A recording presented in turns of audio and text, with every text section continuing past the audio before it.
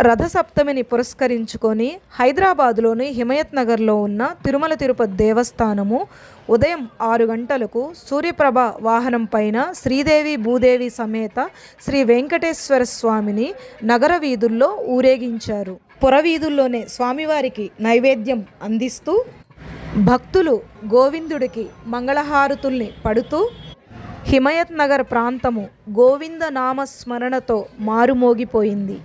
రథసప్తమి రోజున శ్రీవారిని దర్శించుకుంటే సిరి సంపదలతో సుఖ సంతోషాలతో వర్ధిల్లుతామని భక్తులు పెద్ద ఎత్తున శ్రీవారిని దర్శించుకోవటానికి వచ్చారు.